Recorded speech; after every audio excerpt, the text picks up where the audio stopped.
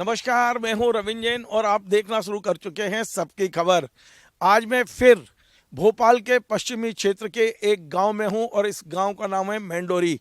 मेंडोरी वो गांव है जो भोपाल ताल के किनारे होने के कारण से और भोपाल का कैचमेंट एरिया होने के कारण से यहाँ निर्माण की अनुमति नहीं है। ये लो डेंसिटी एरिया है। लेकिन जैसा कि आप जानते हैं, चर्चा है, तमाम अखबारों में भी आप पढ़ते रहते हैं कि वो गांव है जहां आईएएस आईपीएस अधिकारी अपनी संपत्तियों का यहाँ निवेश कर रहे हैं, प्रॉपर्टी का निवेश कर रहे हैं और काली कमाई यहाँ लगा रहे हैं। इस तरह के आरोप हैं। मैं आपको बताता हूं कि केवल मध्य प्रदेश के आईएएस नहीं, छत्तीसगढ़ के आईएएस अधिकारी भी यहाँ जमीन खरीद रहे हैं। और जमीन ही नहीं खरीद रहे हैं, बल्कि जिन लोगों ने जमीन खरीदी है वहाँ अपने प्रभाव का उपयोग करके उनकी बाउंड्री वॉल तोड़ रहे हैं, अपना नाम लिख रहे हैं। ऐसा ही एक उदाहरण मैं आपको दिखाता हूँ। आप भूस्वामी देखिए क्या लिखा हुआ है, ये सर्जियस मिंज लिखा हुआ है। और ये मध्य प्रदेश कैडर के आईएएस अधिकारी थे, लेकिन छत्तीसगढ़ बनने के बाद ये छत्तीसगढ़ चले गए और वहीं से रिटायर हुए हैं। 1978 बैच के अधिकारी ग्वालियर में संभाग आयुक्त रह चुके हैं मिंज साहब। और मिंज साहब ने अभी कुछ दिन पहले ये पूरी की पूरी यहाँ पर एक तार फेंसिंग की ज़मीन थी और ये मूल जमीन भू मालिक ये खड़े हुए हैं जिनका नाम नेमीचंद जी जैन है। और इनका कहना है कि ये पिछले एक दो नहीं, कम से कम 10 साल से ज़्यादा हो गए इस ज़मीन पे काबिज थे। ये अपने दोस्त के बेटे के ऑपरेशन के सिलसिले में भोपाल से बाहर गए थे, लौट के आए तो पता चला कि मिंज साहब ने ये पूरी की पूरी बाउंड्री बना ली और कब्जा कर लिया है यहाँ पर। नेमीचंद जी, कब से यहाँ आप काबिज हो? ये ज़मीन किसके नाम है? मेरी पत्नी के नाम है, किरण जैन के नाम से, और 2007 से हमें यहाँ काबिज थी। तो क्या हुआ क्या, ये अचानक यहाँ तो मिंज साहब का नाम लिखा है और मैं जानता हूँ ये मिंज ने लिखा हुआ है पूर्व मुख्य सचिव। एक बार मैं अपने कैमरामैन रहमान भाई को बोलूँगा जरा बताएं कि यहाँ पूर्व मुख्य सचिव लिखा है, लेकिन आप चौंक जाएंगे, मिंज साहब कभी मुख्य सचिव रहे नहीं। वो ना मध्य प्रदेश में मुख्य सचिव रहे, ना छत्तीसगढ़ में मुख्य सचिव रहे। हाँ, उन्हें वेतनमान जरूर एडिशनल चीफ सेक्रेटरी का मिला है। हाँ, मैं आपसे चर्चा कर रहा था, क्या मिंज साहब का नाम कैसे लिखा है? मिंज साहब, मैं दिल्ली गया था बच्चे का ऑपरेशन कराने, तो वहाँ से लौटा तो ना मेरी तार फेंसिंग फेंक के और जो बाउंड्री बना के अपना नाम लिख दिया। तो आपने क्या किया, कोई शिकायत की?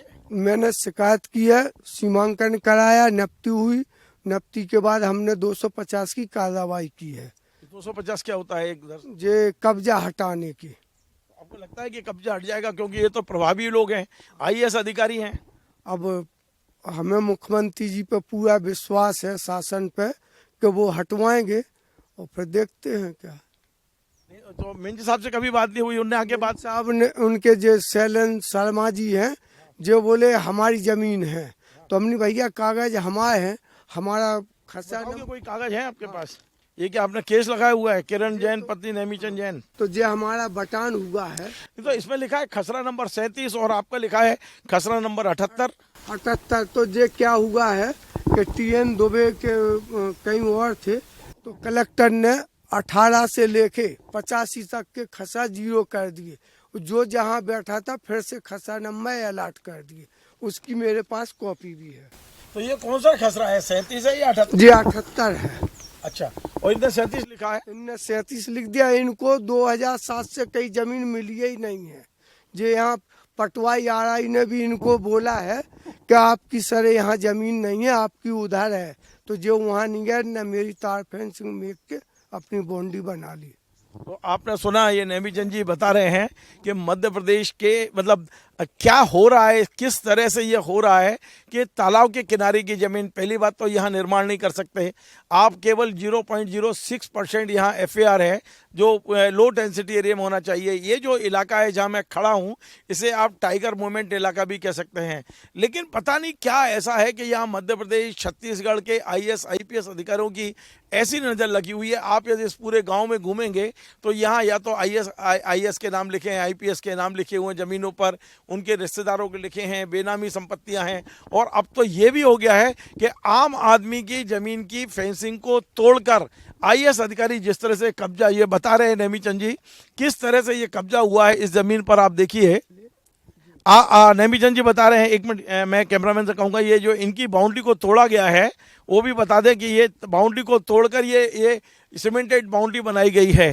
मैं अपने दर्शकों को बता दूं कि आज मैंने छत्तीसगढ़ में कुछ पत्रकारों से भी बात की है और उनका कहना है कि सर्जियस मिंज जो हैं वो कभी मध्य प्रदेश के मुख्य सचिव नहीं रहे और यदि वे मुख्य सचिव नहीं रहे तो उन्होंने यहाँ कैसे लिखा है कि पूर्व मुख्य सचिव मध्य प्रदेश में भी नहीं रहे, ये हमको मालूम है, हम जानते हैं। सबसे बड़ी बात यह है कि आईएएस अधिकारी इस तरह से यहाँ कब्जा कर रहे हैं कि क्या होगा क्या। तो आज ये तय हो गया है कि मध्य प्रदेश के आईएएस नहीं, छत्तीसगढ़ तक के आईएएस अधिकारियों की नज़र भोपाल तालाब के किनारे बने हुए मेंडोरी गांव पर लग गई है और दूसरे की ज़मीनों पर जिस तरह से वे कब्जा कर रहे हैं, एक बहुत बड़ा उदाहरण मैंने बताया है। यहाँ उनका नाम नहीं लिखा है, लेकिन नेमीचंद जी जो पीड़ित हैं, जिनका ये 10 साल 12 साल इनका यहाँ कब्जा रहा है, कितना 20 साल कब्जा रहा है आपका? हमारा रहा 17 साल कब्जा। आप सोचिए 17 साल तक इनका कब्जा रहा है और एक दिन अचानक एक रिटायर आईएएस अधिकारी आते हैं और यहाँ आके कब्जा कर लेते हैं। एक बात अपने दर्शकों को बता दूं कि जो मिंज साहब हैं ये अपने आप को पूर्व मुख्य सचिव यहाँ लिख गए हैं, लेकिन आज की सच्चाई ये है कि वे छत्तीसगढ़ में कांग्रेस के नेता हैं। वे कांग्रेस छत्तीसगढ़ के रहने वाले हैं, छत्तीसगढ़ के आदिवासी भी बताए जाते हैं और इस समय वो कांग्रेस ज्वाइन कर चुके हैं, कांग्रेस के पदाधिकारी हैं और कांग्रेस की पॉलिटिक्स करते हैं। कांग्रेस से उन्होंने टिकट भी मांगा था।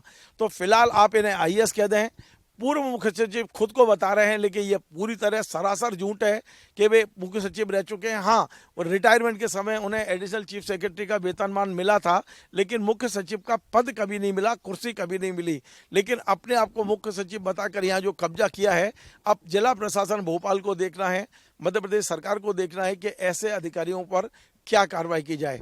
आपको हमारा कार्यक्रम पसंद आए तो आप इसे शेयर करें, लाइक करें, कमेंट करें और आपसे बार बार निवेदन है हमारे इस चैनल को सब्सक्राइब अवश्य करें। धन्यवाद।